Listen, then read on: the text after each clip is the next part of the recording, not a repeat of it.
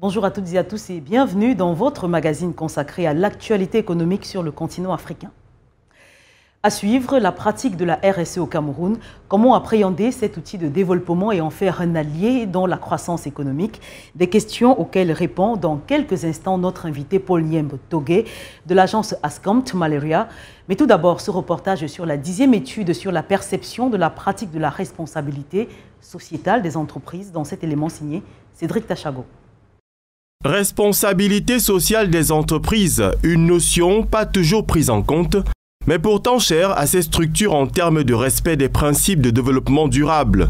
Elle a d'ailleurs été au cœur d'une enquête au Cameroun entre le 15 février et le 16 mars 2022. La 10e édition de l'étude sur la perception de la RSE visait l'évaluation et le jugement des populations sur les initiatives de 100 entreprises camerounaises en 2021. Plus précisément, la structure Ascomt, initiatrice du projet, a identifié et hiérarchisé les actions des entreprises dans les 6 axes que sont la santé, l'éducation, l'environnement, le développement communautaire, l'éthique et la gouvernance. À l'issue, l'équipe d'experts et de chercheurs a proposé une analyse chiffrée qui dégage la liste des 10 meilleures entreprises et des 5 meilleurs managers. Cette 10e édition de l'étude sur la perception de la RSE s'est déroulée dans un contexte de renforcement des crises au Cameroun. En plus de la crise sécuritaire dans les régions du Nord-Ouest et du Sud-Ouest et la pandémie à Covid-19, la guerre en Ukraine s'est développée avec son lot de conséquences sur les économies. Toutes choses qui n'ont pas empêché les initiateurs de l'enquête de la voir comme un instrument d'accompagnement fiable.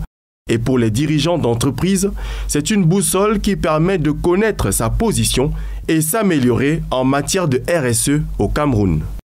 Et pourtant, de nombreux résultats des recherches montrent une montée en puissance de la responsabilité sociale des entreprises. Le contexte normatif international et les effets extraterritoriaux des normes étrangères sont quelques-unes des causes de cette montée exponentielle. Un autre levier est celui d'une Afrique notamment constituée d'une jeunesse plus consciente des enjeux économiques et donc de potentiels et futurs collaborateurs. Explication, Serge Bertrand ici. Le continent africain est résolument engagé sur la voie de son développement, lequel ne peut se faire sans la prise en compte des nouvelles données conjoncturelles qui incluent nécessairement la notion de gouvernance. Mais cette gouvernance implique le respect de l'environnement qui se traduit par la responsabilité sociétale des entreprises, pilier du développement socio-économique. L'Afrique voit émerger depuis quelques années déjà des entreprises citoyennes chargées d'une responsabilité sociétale. D'abord parce que la RSE est une exigence managériale, mais aussi du fait de ses impacts sur l'environnement des affaires des États. En tant que conditionnalité, la RSE est une exigence des standards internationaux pour les entreprises, un gage de leur crédibilité. Et comme impact sur le développement, elle comprend 3 dimensions économiques, sociales et environnementales. L'impact économique s'entend de la capacité de l'entreprise à générer du profit et des bénéfices dans le respect de la loi, notamment les obligations fiscales. L'impact social, quant à lui, se caractérise par la promotion des différents acteurs sociaux impliqués dans la gestion de l'entreprise tels que le personnel ou les collaborateurs. L'impact écologique, enfin, exige le respect de l'environnement pour un développement durable. Concrètement, les entreprises devraient toujours mettre en priorité dans leurs actions les nécessités écologiques. Ceci à travers des études d'impact environnemental, mais surtout du reporting de toutes ces actions sur l'environnement pour un souci de transparence. Seulement, toutes ces exigences traînent encore à prendre corps sur le continent en raison de la prédominance des petites et moyennes entreprises et du secteur informel qui ne sont pas toujours soumises aux obligations de transparence qui incombent aux entreprises en matière de protection des droits humains et de l'environnement. À présent, cet entretien accordé à l'équipe d'Afro-Business par Paul Nyemb Togué de l'agence Ascomt Malaria, il revient sur la situation socio-économique de la RSE dans le développement économique local avec le cas du Cameroun en exemple. Je vous retrouve juste après.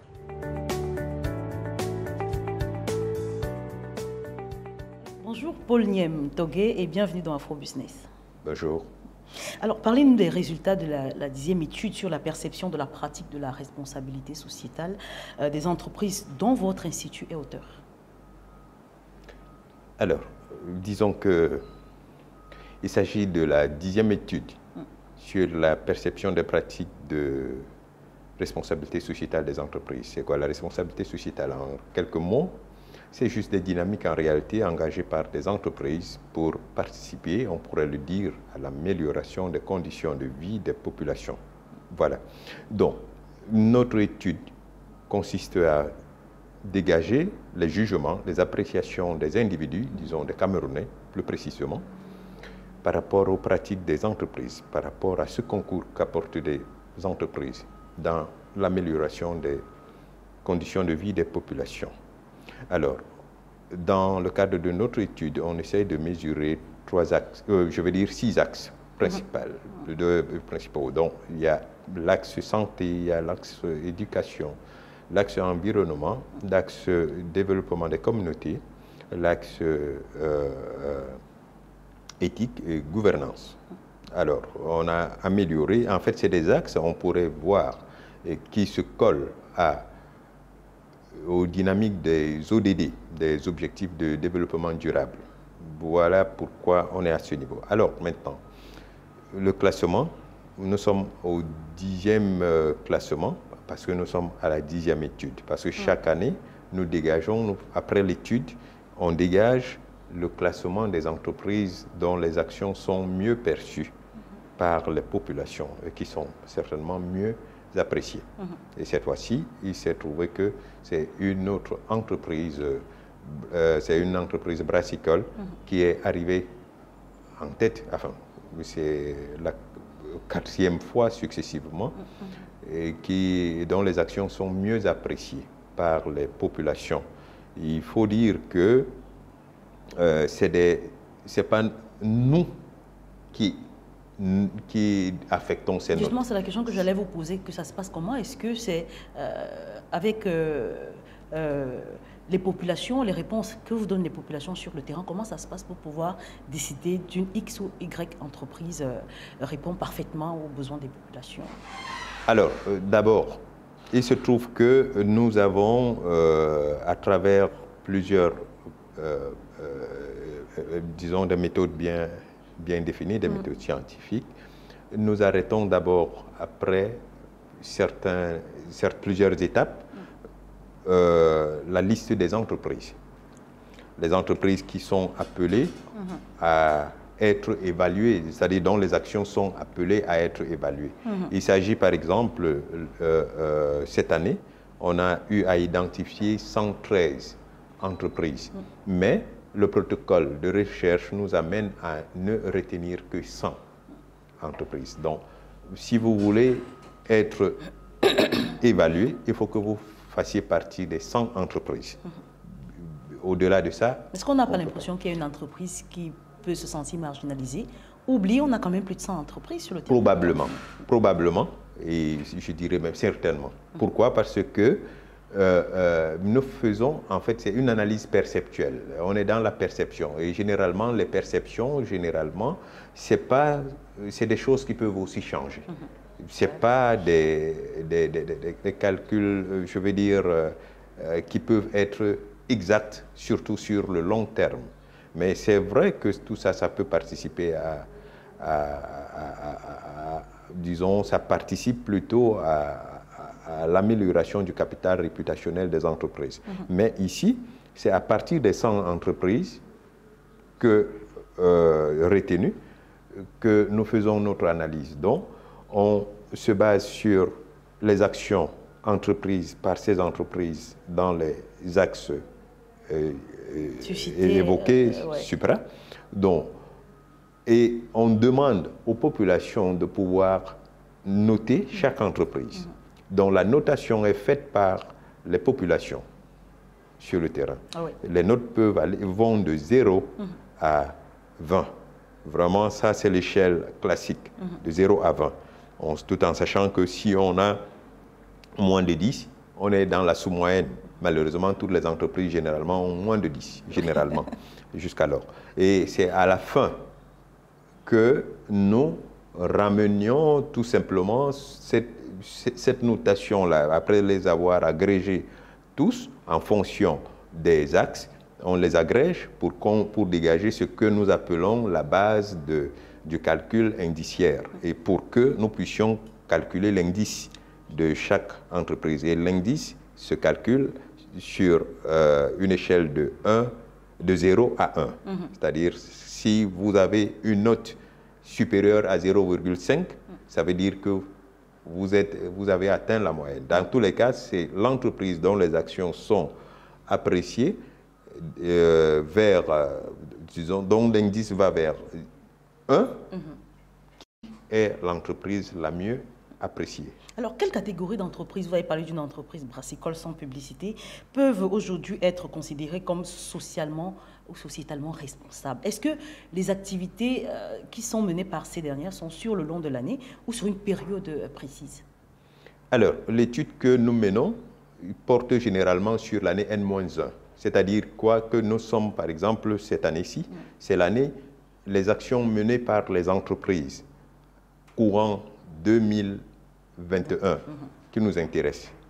De même, l'année prochaine, ce sont les actions que les entreprises ont menées cette année et c'est ça qui nous intéresse. Donc, on se dit que c'est les actions qui ont été posées. Est-ce que ces actions ont été portées, divulguées de manière à ce que les publics puissent apprécier, puissent savoir ce que c'est, entre autres.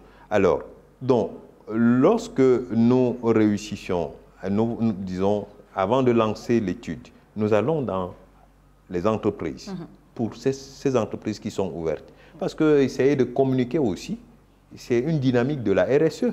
C'est-à-dire, si vous communiquez, ça veut dire que vous cherchez à être transparent. Bien sûr, il n'est pas question de chercher à manipuler parfois. Parce que, généralement, comme les analyses et les études dans les dynamiques de RSE le démontrent généralement, parfois on pose des actions en trompe-l'œil. Juste pour montrer qu'on a fait quelque chose. On fait, voilà, quelque chose, mais parfois c'est juste des actions en trompe-l'œil. Mais il faut pouvoir communiquer tout au moins les actions qu'on mène par rapport aux exigences ou aux besoins de la transparence. Donc, lorsqu'on arrive à ce point quand même, on se dit que, OK, il y a certaines entreprises d'ailleurs qui nous envoient leurs rapports sociétaux, leurs rapports RSE et ce qu'elles font, d'autres qui ne veulent même pas du tout. Mais nous, on cherche toujours à savoir ce que les entreprises ont eu à faire au courant de l'année d'évaluation, toujours. Parce que même si de manière officielle, on ne nous remet pas les informations dont nous avons besoin, nous faisons tout pour essayer d'avoir des informations dans ces entreprises, pour pouvoir confronter ce que les publics disent et la réalité, le vécu. Alors, généralement, autour de combien en termes de financement se situent les fonds engrangés pour l'assistance sociale? On n'a pas un chiffre exact, ça c'est sûr, mais la moyenne par an. Alors là, vraiment, ça dépend des entreprises. Ça dépend des entreprises parce que, et ça, je l'ai appris par exemple tout récemment, une entreprise comme les Brasseries du Cameroun, sans publicité, qui sont arrivées en tête. Nous avons suivi leur directrice de communication lors de la présentation de cette étude dans le groupe SABC qui déclare affecter quelque chose comme 1 milliard de francs pour la RSE.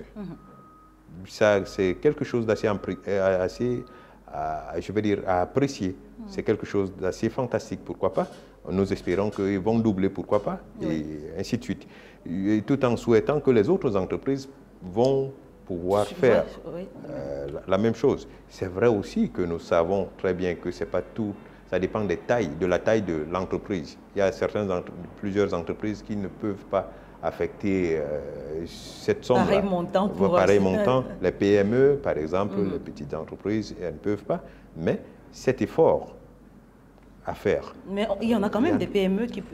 Tout à fait. À preuve, on a constaté qu'il y a des PME qui réussissent même dans le classement à battre vraiment des grandes entreprises dans le cadre de cette étude.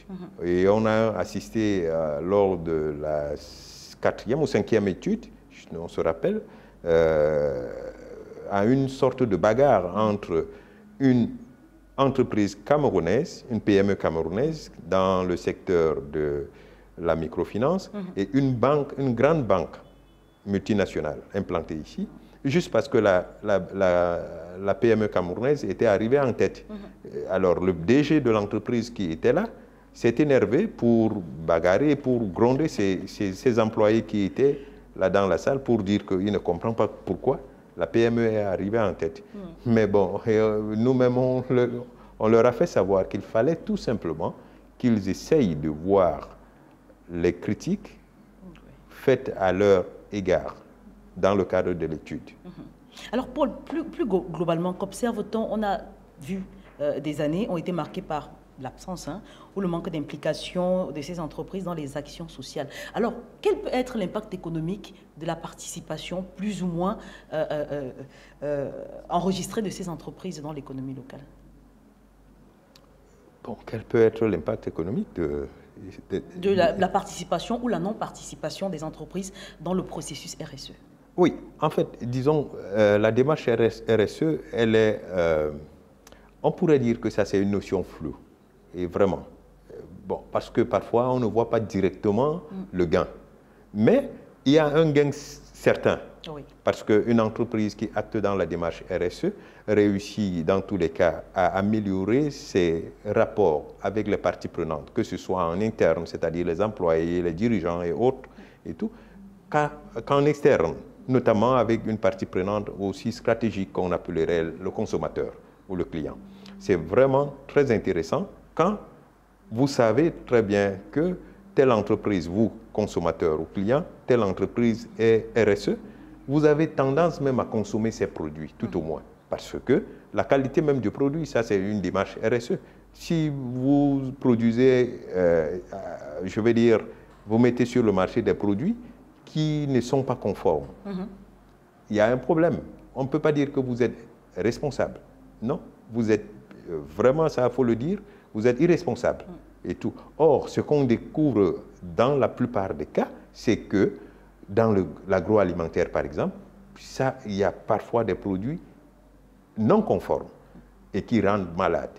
Il y a des produits recyclés qui nous rendent tous malades et tout. Par la consommation de ces produits met l'économie en danger. Même chose dans les autres secteurs, que ce soit de la téléphonie ou tout ailleurs. Alors maintenant, l'impact est assez énorme parce que quand on est responsable, on a tout au moins une économie saine, on peut le dire. On a une économie solide. Et il y a les dynamiques de transparence, entre autres d'intégrité.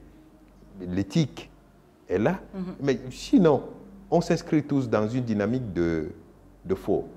Et une économie basée sur le faux, il va sans dire qu'on ne risque de rien maîtriser, soit dit en passant. Et les rapports avec les parties prenantes risquent d'être compliqués, que ce soit les riverains.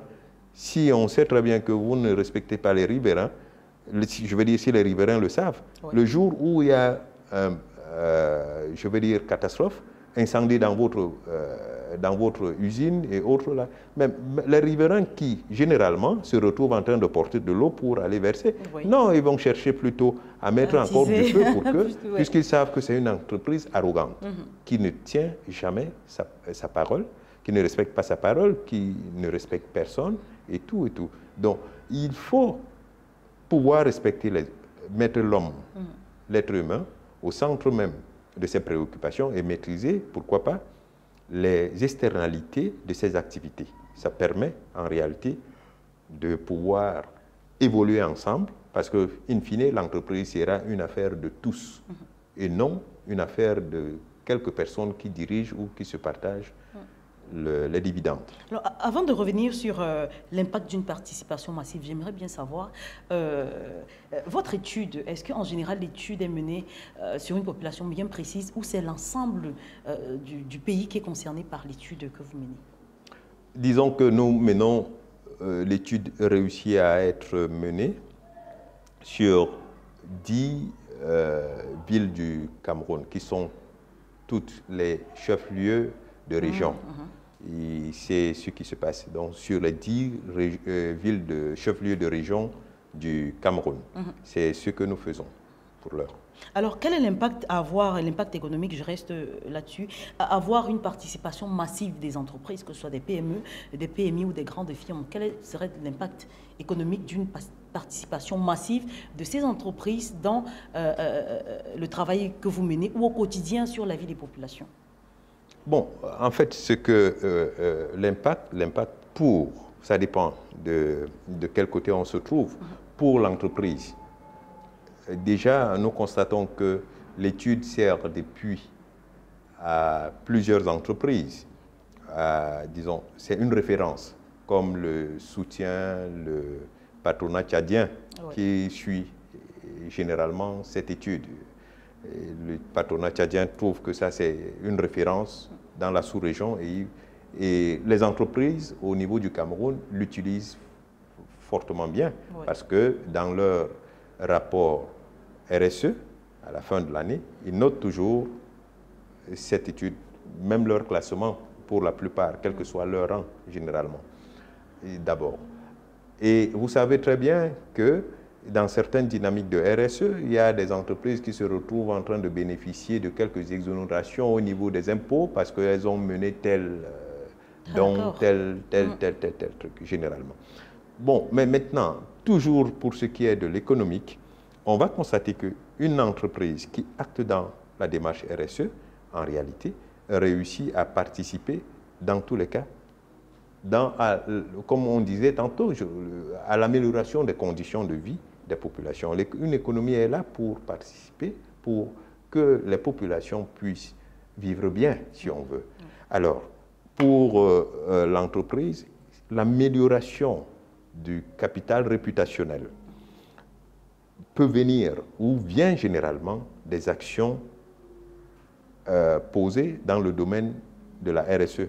Parce que même lorsque vous êtes, je veux dire, vous avez rencontré, quand on est couvert de scandales, généralement, les actions RSE viennent parfois nettoyer ou faire oublier ce genre de choses. Et on a vu plusieurs entreprises acter dans ce sens.